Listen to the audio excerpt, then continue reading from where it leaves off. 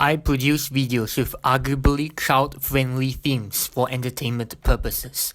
With the ruling involving the Children's Online Privacy Protection Act, or COPPA, I was concerned about how it would affect my channel. I spent years building this channel. You would expect me to say that the COPPA ruling would destroy my channel, that I do not have an incentive to upload anymore, or other catchphrases you hear from YouTube celebrities. You would expect me to accentuate this because I am a big fan of cartoon animals myself. But no. After researching, I have discovered that there is a lot of appeals to fear on this site, perpetuated by celebrities on YouTube and even professionals in the field. Such fear-mongering is degrading discussion to the point where the most common arguments are fallacious.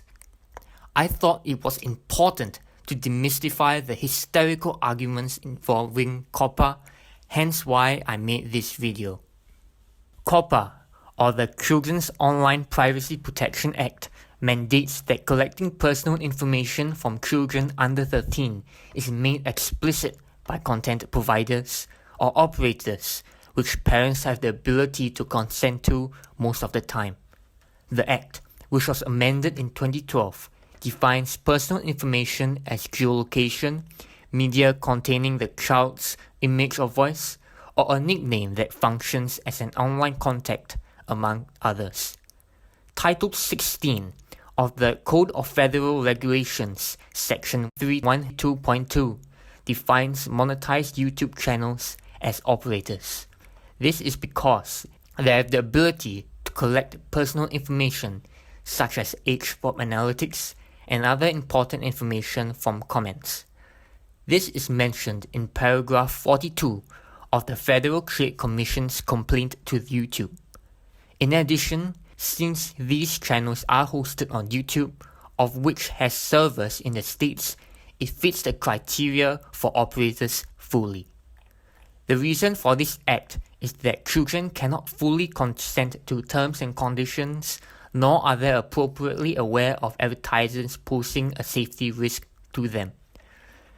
As part of the YouTube settlement with the Federal Trade Commission, or the FTC, YouTube introduced measures for channels to label videos as that for children or not.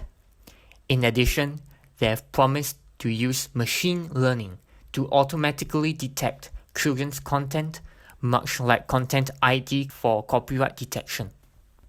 There are top-rated YouTubers who feel that COPPA would destroy their channel. Here's the FTC's official survey on compliance when it comes to COPPA. When we scroll down to section B1, we can see how incredibly vague the FTC's description is for what counts as children's content. Just with this wishy-washy wording.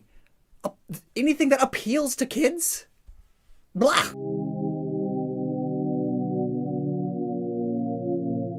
A very popular piece of evidence people refer to is from a survey on compliance, an April 2002 document from the FTC detailing COPPA. Using Appendix B1, YouTubers conclude that the FTC will target any video with certain quotes or certain visual aspects in the video. This is a mischaracterization of the evidence. They are actually part of a survey made by the FTC to predict websites that will be most likely directed to children in 2001. These sites, which are listed further down in the document in Appendix C, are different from YouTube's children content, and in 2001 there was not much use of video because of low bandwidth from mainly dial-up internet connections. Hence, the FTC had to place emphasis on words and visuals as mentioned in the survey that would imply children's content. Remember that the rule was updated in 2012 and not 2002 when this document was published. The FTC actually acknowledges this in their blog post pertaining to YouTubers. The FTC considers your intention in determining non-compliance. Videos about adult or teenager themes will not be covered by COPPA.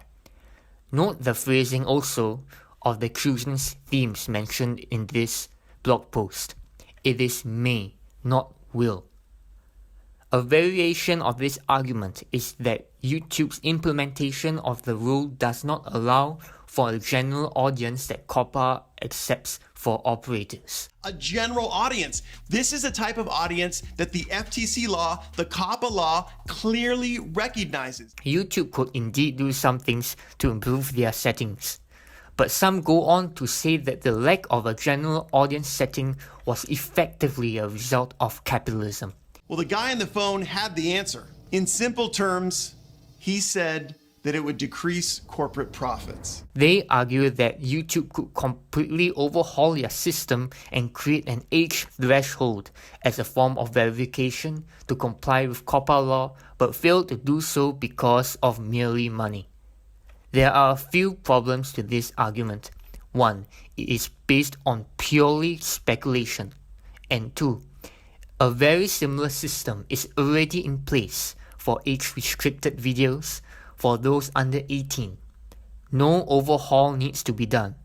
I don't know where some of these channels fall. I don't know how you make that call. COPPA in and of itself is a good thing. It has good intentions. But these things that in 2020 they are going to start enforcing, they are the bad parts because they are so broad. The next common argument against this is that the FTC's rules are vague, so they are invalid. This is a continuum fallacy. Vagueness does not imply invalidity. If I were to add small crystals of salt one by one onto a table, it is difficult to tell when these salt crystals would form a heap of salt. But to say that the heap can never be formed because it is too vague of a term is fallacious. Similarly, saying that FTC's factors for COPPA non-compliance is vague in your view, it does not mean that COPPA is invalid in itself. And you are specifically targeting adults in your narrative track. That does not matter here. And if you think that it does, you are at risk of having your life ruined. You can be fined over $42,000 US per video in violation, directly to you as a creator, as a YouTuber, per video. They could fine you $42,000 per video.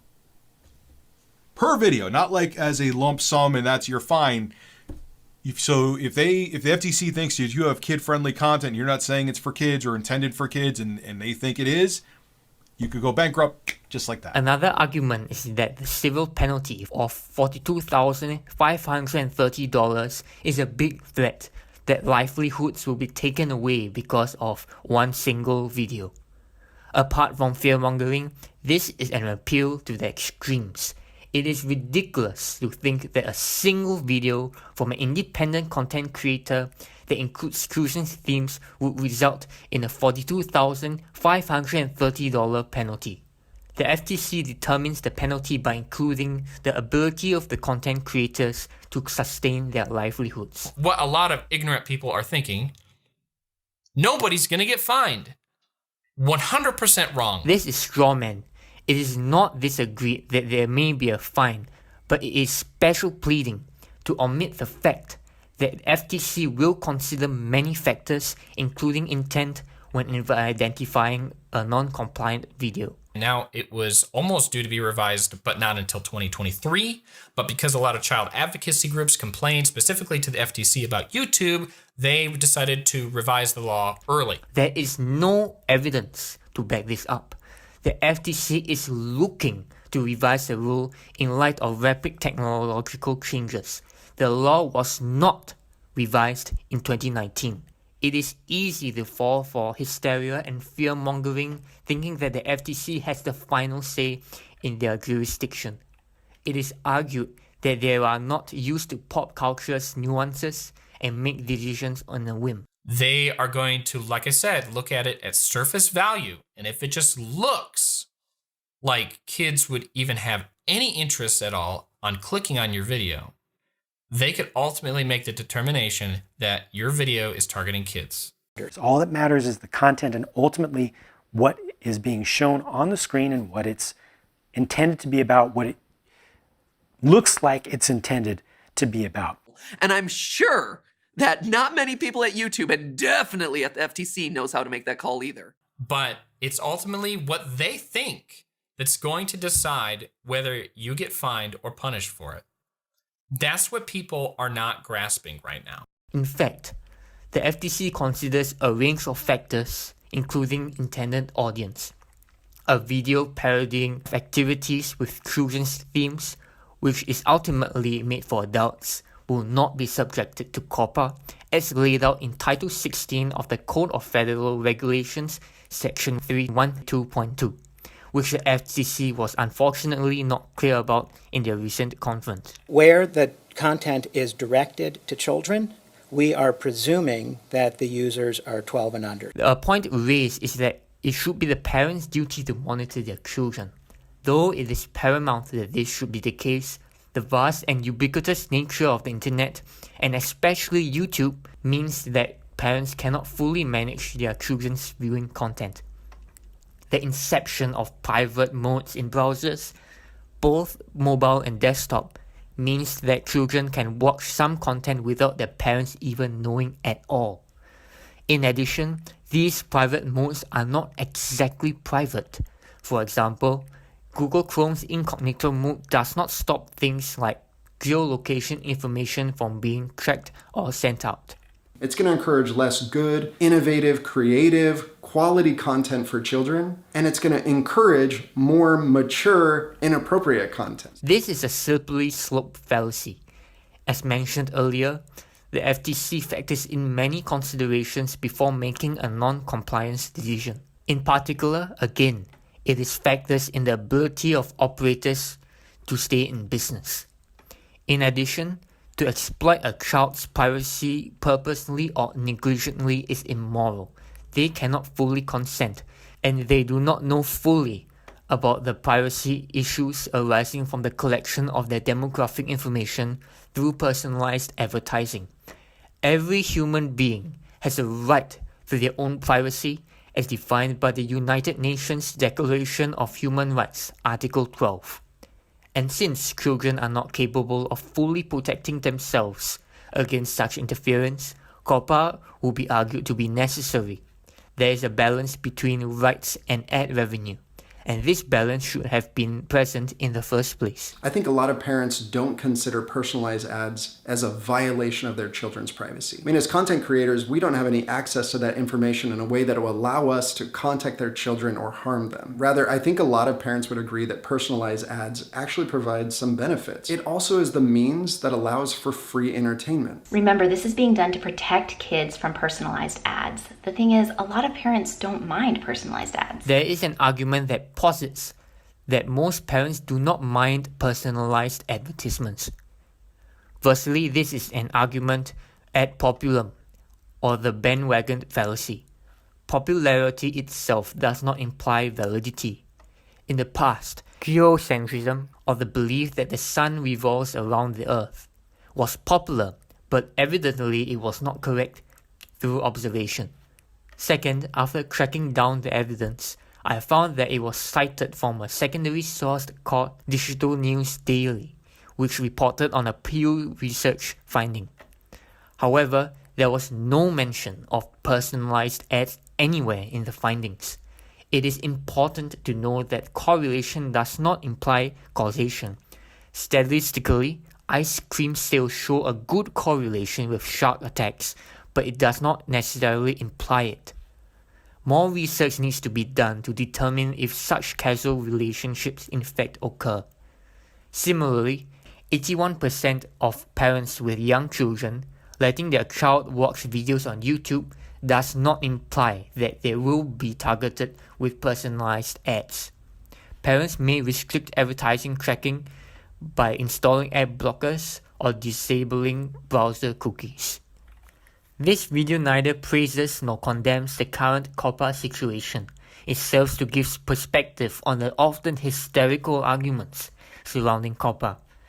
There are some more rational arguments against YouTube's COPPA implementation, such as that of the lack of documentation, YouTube's response has been deliberately broad, utilizing their status as a monopoly in online video to force creators to bear the burdens of compliance without providing them with the tools and data to do so in a meaningful, educated manner. that YouTube exaggerated itself as a liability to child safety. You see, over the years, YouTube has spent a lot of time touting the fact that kids are practically crawling all over the platform. And of course, when you put stuff like that on paper, it's gonna come back and haunt you.